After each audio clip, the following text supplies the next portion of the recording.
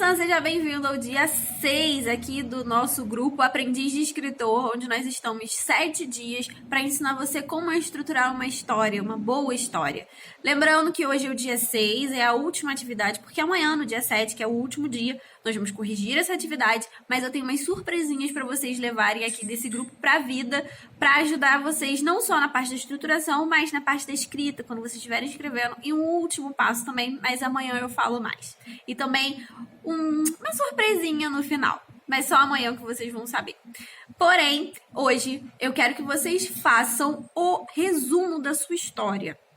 Não é a sinopse que você vai mostrar para divulgação, ou seja, não é aquele trechinho pequeno e escondendo fatos, não, para deixar outras pessoas curiosas. Não é esse o objetivo. O resumo é realmente o resumo da sua história, é o resumo do escritor. Você precisa entender qual é o final da sua história, como a sua história se comporta só naquele resumo.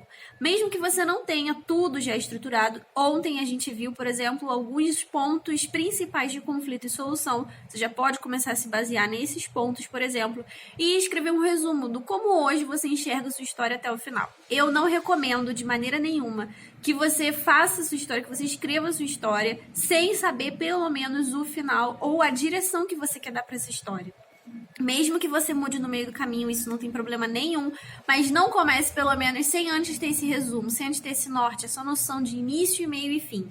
Porque é isso que vai te ajudar a não travar na hora que você estiver escrevendo. Quando você inicia uma história sem saber para onde ela vai, sem saber qual é o final, que tipo de rumo que você quer dar para ela, certamente você vai travar. É muito mais fácil que você trave, que você desanime. Então, faça o seu resumo, porque ele vai te ajudar a dar esse norte. Toda vez que você de repente estiver parado, além dos planejamentos anteriores que a gente fez, como você saber qual é a sua boa ideia, o que você quer sustentar com aquele enredo, quais são os seus pontos principais que você destacou ontem, quem são seus personagens e o que eles podem fazer pela história, você tem ali no resumo todos esses elementos juntos, prontos para você reler quando for necessário e lembrar, é esse sentido que eu quero dar para minha história, é isso que eu quero contar. E aí até mesmo para você ir agregando.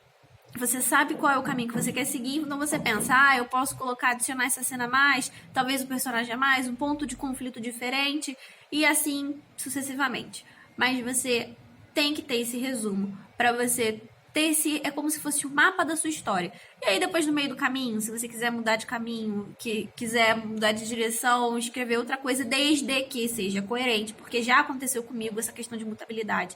A Máscara de um Anjo, por exemplo, a primeira versão dela se passava no passado.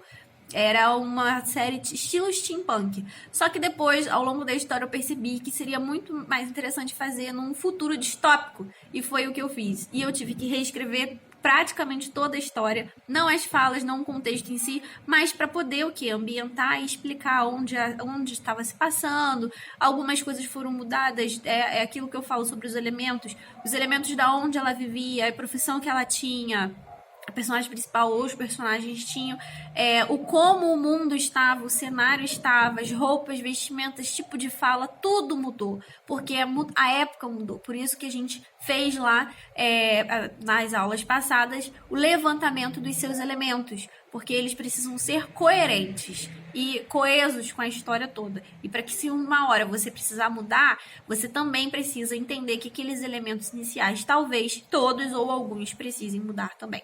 O resumo vai te ajudar nisso também, para você entender se aquela estrutura da sua história está boa. E se no final desse resumo você conseguiu passar aquela sua boa ideia que você escolheu na primeira aula. Então, beijo. Espero ansiosamente pelo resumo de vocês e até amanhã.